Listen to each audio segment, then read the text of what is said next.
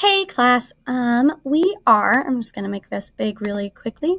We are going to go over what we've been working on in class, which is our wonderful ancient Asian civilization read alouds. So if you've missed any days of class or you want to listen to the read alouds again at home to really cement those understandings, please, by all means, use these videos.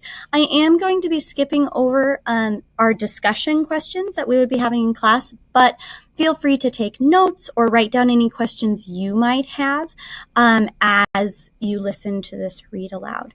So if it seems to go a little quick, it does. In addition, each of these read alouds contains 2 of the read alouds we've done in class. So I'll pause between them, but you can check in the corner of the screen. The lesson we're on is in the corner of the picture. So like our first read aloud will be lesson 1. And then after that, I'm going to pause and we'll go into lesson 2. Also, we normally do our read aloud questions at the end of each read aloud. You have access to that on our digital platforms. I can also email them to your parents, or you can get them from me at school and answer them at home. So let's go ahead and get started. Many important ancient civilizations developed around large rivers. The ancient Egyptian civilization developed along the Nile River in Africa. Mesopotamian civilizations developed in the area now known as the Middle East. That's this picture here. This ancient civilization developed between 2 important rivers, the Euphrates River, where my mouse is moving, and the Tigris River. So those are the 2 major rivers of the ancient Mesopotamian civilization. In addition to developing around large rivers, all civilizations have large cities with a form of government. The Inca civilization had a city known as Machu Picchu, and this is a picture of Machu Picchu today. And there are many ancient civilizations that believed in many gods and goddesses, such as the Maya, the Aztec, the Inca, the Egyptians, and the Mesopotamians all had belief systems with many gods and goddesses. Okay. Now, this is an ancient form of writing. So now we know that civilizations develop around rivers. They have forms of government. They have a belief system. And they also have writing. So this is hieroglyphs. These are examples of hieroglyphs, and they are the writing of ancient Egypt. Okay.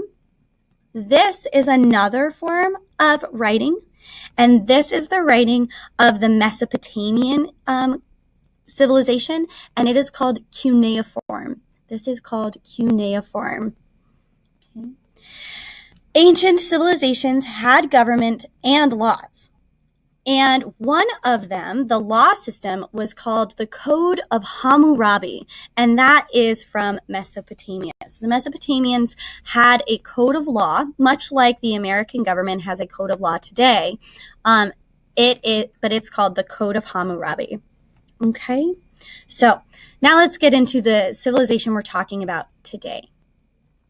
Here are some beautiful mountains. These snow-covered peaks are part of the Himalayas, a mountain range that stretches for miles across Asia, forming the highest mountain peaks in the world. Can you guess what happens to the snow on these peaks as it melts? That's right. The snow turns into water and travels down the mountainsides to form rivers in the valleys below. Water from the melting snows of the Himalayas combines with heavy spring rains, which fills rivers and causes them to regularly overflow their banks. Fertile soil from the river's beds spreads out over the nearby fields. As the water floods the valleys, it leaves behind this nutrient-rich soil, perfect for growing crops. Let's act out this process. We're going to pretend to be the snow-covered peaks of the Himalayas. Stand up with your hands above your heads, fingertips touching like the peaks of the Himalayas. Now, Let's be melting snow rushing into the river. Everyone move your hands toward the floor and make a whooshing sound to represent the melting snow. The water flowing over the riverbanks and the fertile soil left on the land around the river. So in class, this looked like this. We made our mountain peaks, and then we let the water flow down and out into the river, and then it slowly goes out to the side, creating fertile soil. Okay. Great civilizations around the world have sprung up in river valleys. Taking advantage of the rich, fertile soil in these valleys, people learned to grow their own crops. Because of this, people began to stay in one place instead of constantly moving in search of food. Beneath the Himalayan mountains in Asia, along the banks of the mighty Indus River, one such civilization was born. Every year, snow from the Himalayas melts. The water from the melting snow and heavy spring rains floods the Indus River, leaving rich soil on the land around the river. More than 4,000 years ago, people spread out across the Indus River Valley. Taking advantage of the rich soil, they settled near the river and began to cultivate wheat and barley, peas, dates, melons, and bananas. These people knew that if they wanted to live near the river, they would have to control the floodwaters. They developed ways to control the rising waters by building irrigation canals to hold some of the water back and to release some of the water into the fields when needed. As their communities grew, these people worked together to plan and build permanent cities by the river. This is really relevant if we're living in the Phoenix area and all of Arizona, because we use a huge canal system to direct water into our desert. Right? Water comes from the Colorado River and other rivers, and it flows into dams like the Hoover Dam and other dams that we've set up around Phoenix, where the water pools, and then we can release some of that water into the irrigation canals. There's one right behind Heather Bray Elementary. There's part of that irrigation canal. All right. There were many permanent cities by the Indus River. Not so very long ago, archaeologists uncovered Mohenjo-Daro, one of the most thriving cities of the ancient Indus River Valley. A city enclosed by brick walls, Mohenjo-Daro was designed in a square grid-like pattern. The citadel, the fortress at the city center, housed its leaders, priests who were members of the ruling class that performed both religious and governmental duties. Beyond the citadel, spreading out in all directions of the cities, a web of roads led to the homes of countless workers. Everyone had a job to do. Some farmed the land outside the city walls. Some made bricks from the river's muddy soil, whereas others fashioned these baked bricks into buildings. Fine craftsmen designed jewelry and distinctive stone seals carved with pictures of buffalo, elephants, and tigers. Archaeologists uncovered many of these stone seals, but they are not sure what the purpose of these seals was. And all over the city, merchants bought and sold their wares. The city's wide streets lined with flat-topped brick buildings were easy for their common bull carts to navigate. The city of Mohenjo-Daro was part of the Indus River Valley civilization. We say that certain groups have a civilization when they have cities with large buildings, divisions of labor, meaning everyone has a job to do, and some form of writing. That's just to name a few things. The city of Mohenjo-Daro had all of these things. In the next lesson, you'll hear about what it might have been like to live in the city of Mohenjo-Daro, which is a part of the Indus River Valley civilization.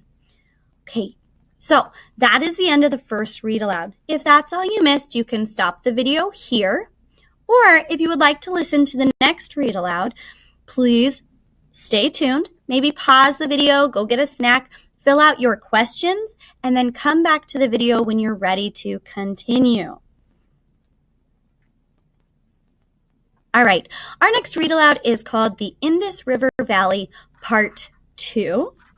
And as we just learned, we're going to learn about what it was like to live in the Indus River Valley, especially in the city of Mohenjo-daro. All right. Today, we are going to travel back in time to meet a child living in Mohenjo-daro 2,500 years ago. The child's father is a grain trader. Wheat from the surrounding fields is stored in a common granary near the citadel, a safe place in the center of the city. The father's job is to collect the grain and take it through the city gates to the bustling port by the city river. Bustling port by the river. There we go. There, he will trade it for gold, copper, jade, and turquoise from distant lands. This is Sanjay, the boy in this picture who is waiting excitedly for his father in the courtyard of his family's home. It is a special day. Sanjay has waited 9 years for his father's invitation to join him today. Sanjay can hear the bull cart rattling down the side passage now. Then he sees him. The man in the turban, that's Sanjay's father. The turban he wears is a headdress made of cloth and worn by men in this region. Hop in, son. Let's go. Sanjay nestles into the back of the wooden cart, bracing himself against its sides. As his father guides the bull out into the main street, he has bathed and put on fresh cotton clothes. For father has promised that after the morning's work, he will be allowed to join the priests in a special ceremony, giving thanks to the mighty Indus River for all that she provides. As the cart jostles Sanjay about with each turn in the road, his thoughts travel back to last spring when steady rains flooded the river, forcefully breaking through the city walls and toppling buildings in its wake. Sanjay remembers it as if it were yesterday. The awful smell of wet mud that filled his home, and he and his sister waded knee-deep in muck, waiting for the muddy waters to recede.